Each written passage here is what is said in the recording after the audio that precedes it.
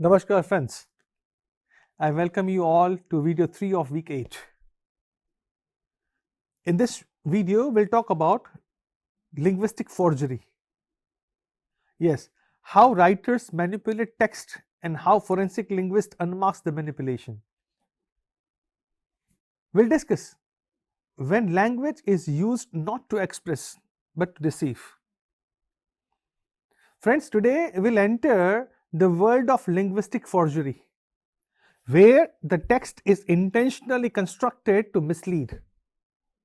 Unlike authorship disputes, where identity is questioned, forgery involves deliberate manipulation of language to mimic someone else's writing style or construct a false narrative.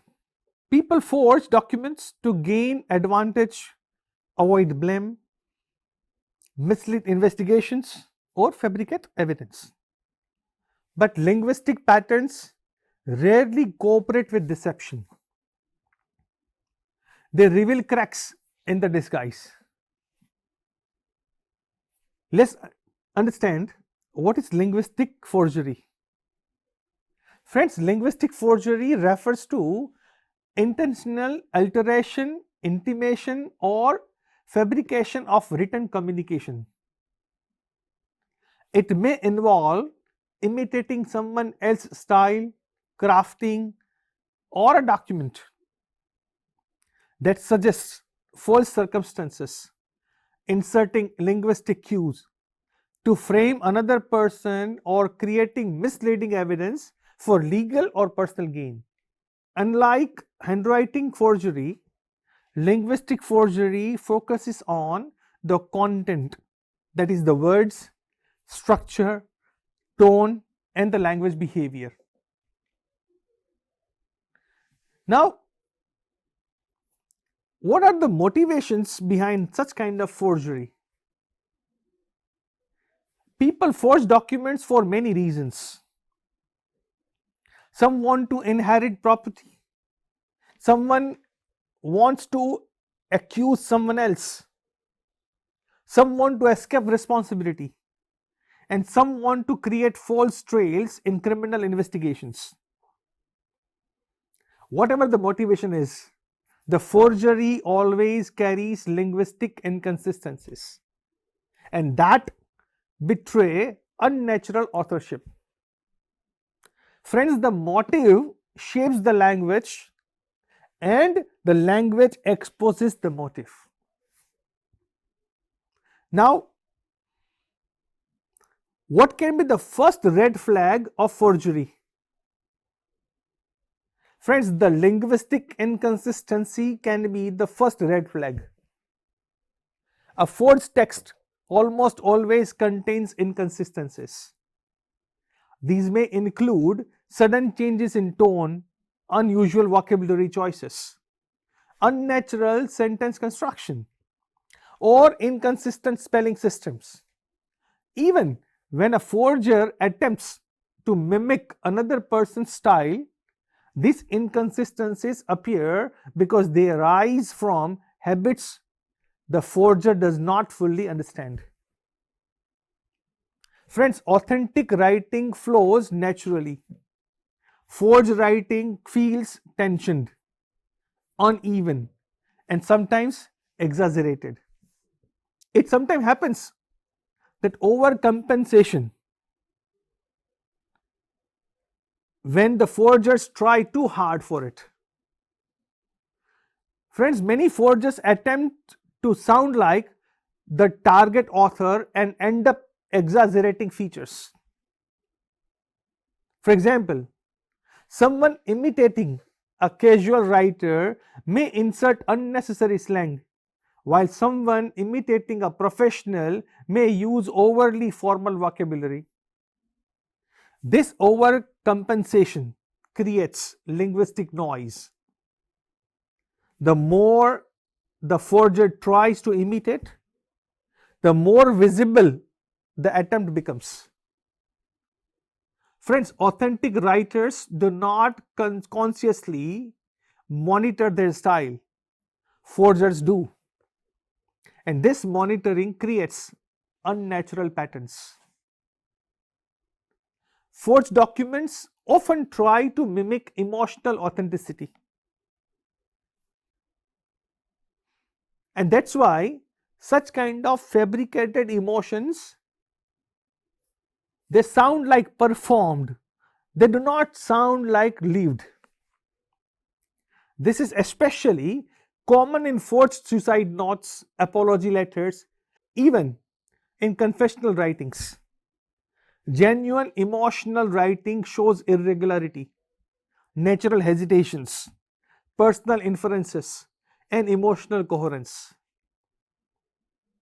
Friends, forced emotional writing tends to be melodramatic, repetitive, or overly coherent, as if the writer is performing rather than expressing. Friends, emotional continuity is one of the strongest indicators of authenticity, and the forgers rarely get it right.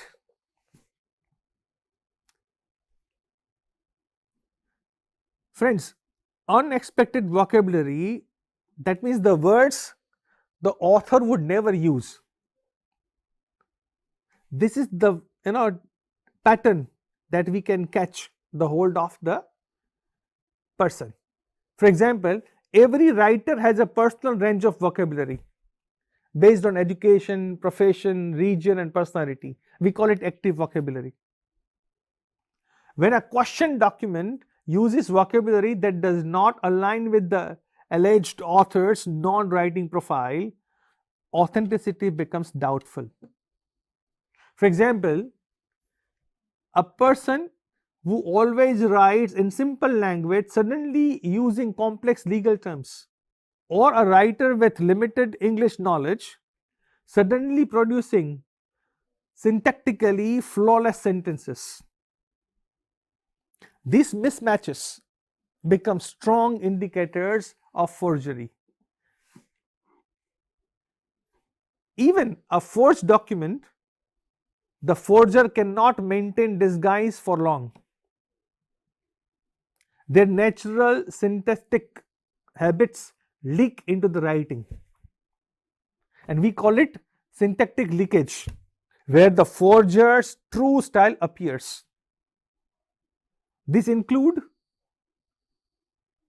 preferred sentence openings, habitual close structures, consistent use of particular punctuation, and typical ways of linking ideas. When investigators compare these patterns with the writing sample of suspects, authorship becomes clearer. Disguise fades and true authorship reappears beneath the surface. Let's understand with a case study. An example where a forged threat note that exposed its author. A threat note was left at the workplace. The note attempted to mask authorship through exaggerated spelling mistakes and simplified grammar. But the forger consistently used one peculiar discourse marker, anyways. This anyways, which did not appear in any employee's writing except one suspect. Additional matches in sentence rhythm and punctuation exposed the disguise. The writer had tried to sound uneducated but forgot that unconscious habits remain unchanged. And that became the clue for the investigators to bring that suspect to the surface. Friends, forgery in corporate environments, when we find this, at that time we find that the language reveals internal manipulation. Corporate forgeries often involve altered emails, anonymous complaints, or fabricated performance documents.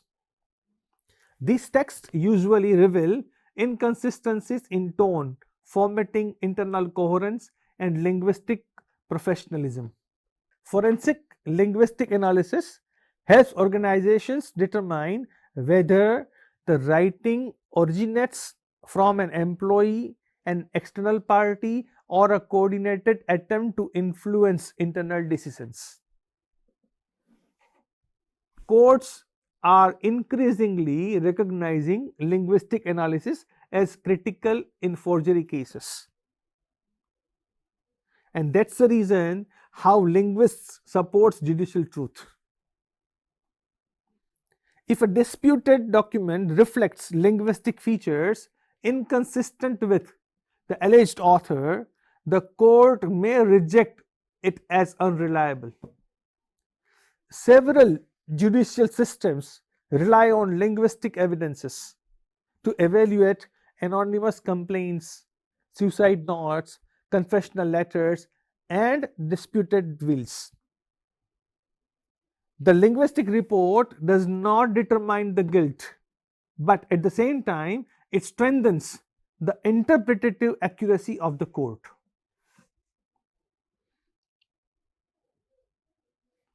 Forgery fails because writing is a behavioral act. Behavior cannot be perfectly imitated. People imitate consciously, but linguistic habits operate unconsciously. A forger can alter handwriting, but cannot fully alter their linguistic identity. Their natural patterns seep into the writing, revealing authorship through leakage rather than confession. Friends, forgers believe they can hide behind words. What they forget is that words are loyal to their creator. They carry traces of identity that cannot be erased. I hope that you must have enjoyed this video. In the next session, we'll turn to plagiarism, ghostwriting, and stylometric detection, where we examine how large bodies of text reveal authorship even when heavily modified. So till then, stay tuned with the course. I'll catch you in the next video. Thank you very much.